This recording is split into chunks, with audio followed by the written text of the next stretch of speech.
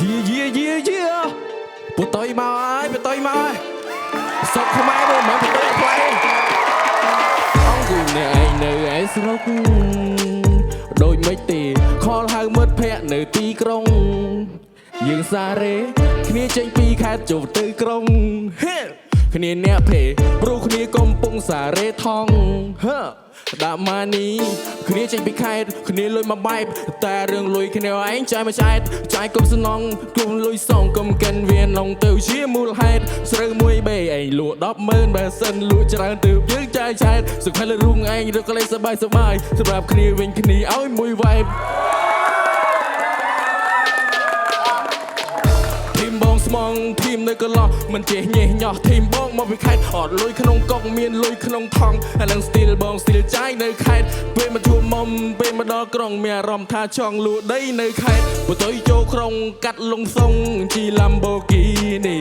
ខ្សែកធំជីងជៀនធំមិនមែនលំ fake copy របបពិតទៅឆេបែកកន្លែងរែចូលចិត្តជ្រៅបើសិនពេលនេះបើកបនទុំបងសារ៉េឲ្យពីពើ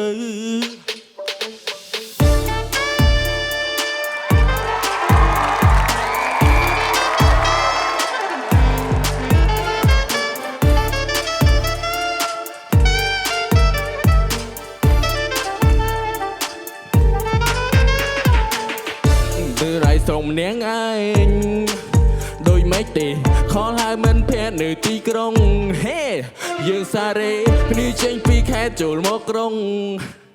គ្នាអ្នកភេព្រោះគ្នាកំពុងសារ៉េថងហេណាម៉ានីគ្នាចេញពីខេត្តគ្នាលុយមកបែបតែរឿងលុយគ្នាឯងចាយមកចែកចាយគុំសំណងឯងព្រោះតែលុយសោះគុំកិនវានងទៅជាមូលហេតុស្រូវមួយបេឯងលក់100000ទេបើលុយច្រើនទៅវាចាយចែកសុខលើរូងឯងរកកន្លែងស្បាយសម្រាប់គ្នាវិញគ្នាឲ្យមួយវ៉ៃ